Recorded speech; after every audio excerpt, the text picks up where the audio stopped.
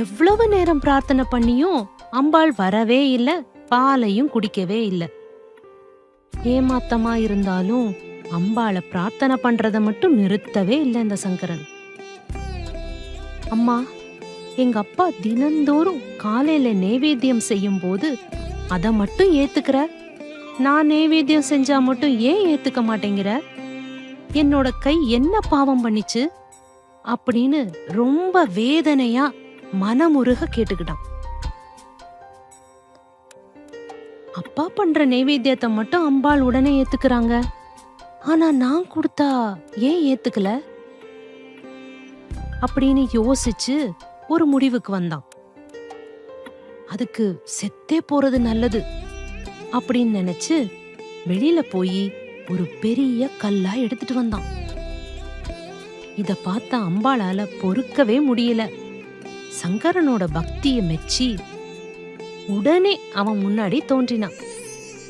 கருணையுள்ள அம்பாள் இல்லையா? அது மட்டும் இல்ல, மொத்த பாலையும் குடிச்சிட்டா. கிண்ணத்துல கொஞ்சம் கூட மிச்சம் வைக்கல.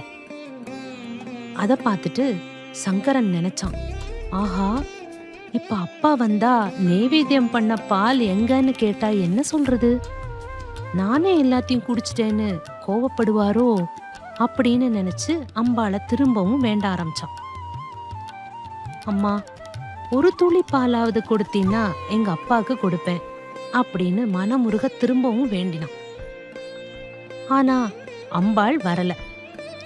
ரொம்ப வேண்டிக்கிட்ட பிறகு சங்கரனோட தூய்மையான பக்திக்கு உருகி காட்சி கொடுத்தாங்க. அம்பாள் தான் குடிச்ச பாலை திரும்பி தர முடியாதுங்கிறதுனால தன்னோட பாலையே கிண்ணத்துல நிரப்பி கொடுத்தாங்க. அம்பாளோட பாலை குடிச்சதுனாலதான் சங்கரனுக்கு ஞானம் கிடைச்சதுன்னு சொல்றாங்க.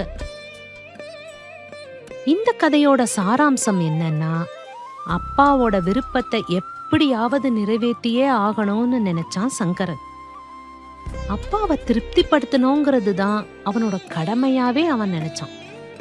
அப்படி நினைச்சு செஞ்சதுனாலதான் சாட்சாத் அந்த ஜெகன்மாதாவே சங்கரனுக்கு முன்னாடி தோன்றி ஆசீர்வாதம் செஞ்சாங்க. அதனால குழந்தைகளே, ஒண்ணு மட்டும் ஞாபகம் வச்சுக்கோங்க, அம்மா அப்பா சொல்றபடி கேட்டு நடக்கும் குழந்தைகளுக்கு மட்டும்தான் தெய்வத்தின் அருள் கிடைக்கும்.